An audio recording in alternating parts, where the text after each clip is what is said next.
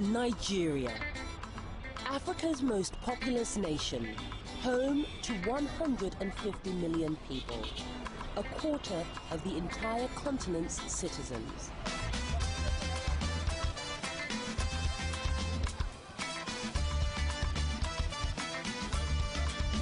The British, who colonized the nation for the first 60 years of the 20th century, ruled over some 250 tribes, often by playing one against the other.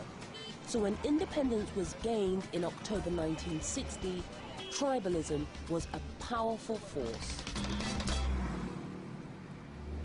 Nigerians who took over independence were faced with the challenge of trying to form a sense of Nigerian belonging and identity, a sense of Nigerian oneness.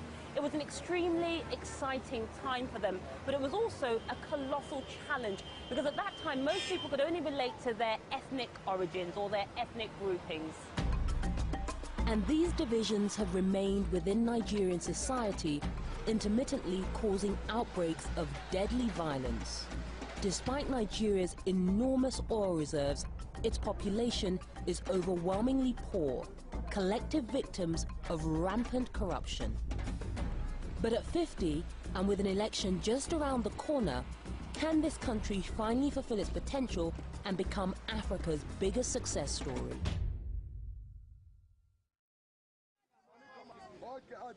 Despite there being many different tribes in Nigeria, three major ethnicities have traditionally dominated the country's politics and controlled its resources. And at independence, the federal constitution divided the country into three principalities, each run by one of the main ethnic groups. The Hausa Fulani in the north, the Yoruba in the southwest, and the Igbo in the southeast. I consider myself, for instance, a Yoruba. You know, before I'm a Nigerian.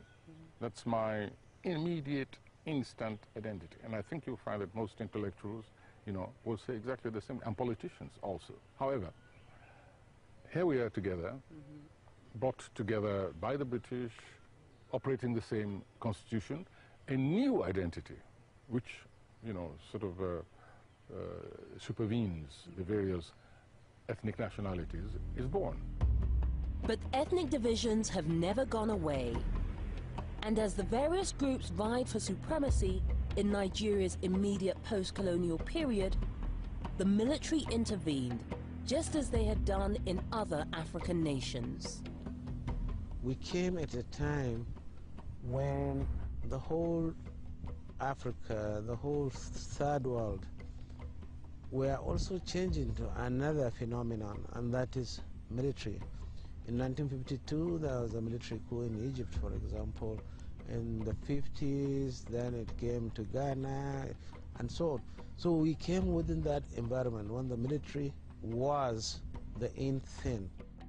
In January 1966, Nigeria's first military coup took place.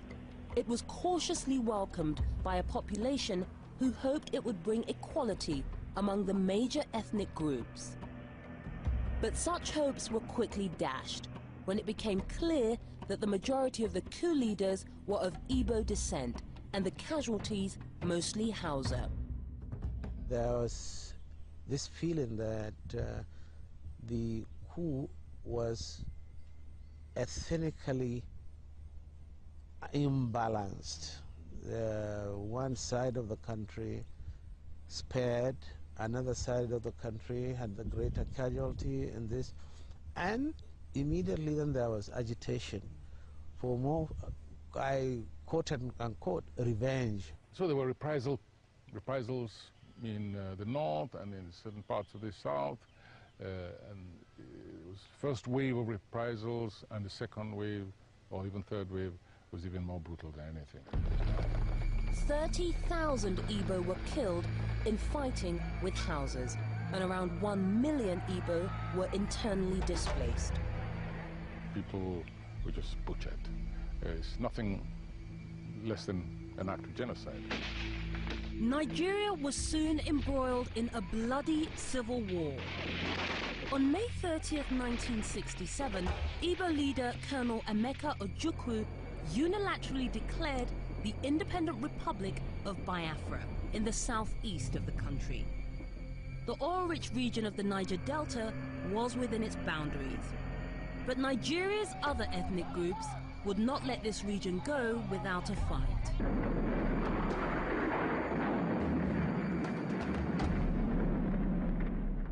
Those of us who fought the Civil War believe that Nigeria is worth dying for in unity than living in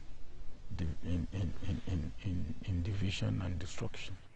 United we stand, divided we fall. All those beatitudes which are so meaningless when you're talking about humanity as something palpable, sensing, feeling, creating, constructing, and then you go to war to preserve the boundaries given to you by a people at whose departure you celebrated. Didn't make sense to me. And the struggle for unity would come at a devastating cost. Over 1 million people would be killed as the war dragged on, and famine took hold in the self-proclaimed state of Biafra. I thought the war was very immoral. I still think so till today. These were people who had really, really been brutalized, dehumanized, all of that, and it was bad tactics at the time for them to declare independence. But it was not morally, as far as political morality was concerned, my position was that they had every right. The war ended in 1970, with the southeast once again part of Nigeria. But divisions persisted, and in places remain to this day. At the crossroads of the Muslim north and the Christian south, the British set up a tin mining area around the city of Jos in Plateau State. Migrants from different parts of Nigeria flowed in seeking work. The city became known for its ethnic diversity. Jos was, in fact, a heaven for all those who were even running away from areas of conflict in other parts of Nigeria. By the time of independence, though, tin mining was already in decline. Yet these disparate ethnic groups continue to live side by side, competing for ever fewer resources. Over the last decade, sectarian attacks and counterattacks have plagued Jos. The most recent outbreak of violence occurred in March 2010, when a machete-wielding mob from the Muslim Hausa Fulani ethnic group descended on the Christian village of Dogonahawa on the outskirts of the city. This is just the latest in a series of attacks on both sides of the community. On Tuesday, 19, early in the morning, we see some Muslim boys gatherings, many of them with arms and some armies together with them. This is the rock on that fateful day where we began to see smoke coming out from this house after they started throwing locally manufactured bombs of bottle contained with gasoline. Those guys, they are calling tires, petrols, bonding our houses, some with this, and they are digging our house, burning it. We are running with the children, and some women called me that I should come back. They have shot my husband. There's a house where we saw uniformed personnel pouring gasoline. They asked us to vacate the whole community. We left. Yes, we recognize some childhood friends. Actually, I went to a Roman Catholic mission school, and I was born here, bred here, trained here. So I intermingle, so I know what I have seen. I start coming back. I come and meet him. I said, Daddy, what happened? He couldn't talk to me. The only word he said that he's sorry. He didn't talk to me again. we lost about 6 people. 6. Throughout Jos, thousands have died. Thousands more have been made homeless. You have a situation where perpetrators become victims and victims become perpetrators. In a situation of that nature, you cannot continue to play the blame game and begin to say it's only this side or that side. Because certainly no one wants to sit down and watch for him to be annihilated. On the surface, it would seem that religious tensions are to blame for the violence. But according to some, this is a simplistic explanation. I am one of those who consistently says that this is not the case. If we have a crisis that is of a religious nature, I believe by now we would have arrested it, because we have so many religious leaders, Muslims and Christians, who are willing to work in order to prevent this crisis. But that we have worked and the crisis still erupts each time, then means that we have to look beyond religion.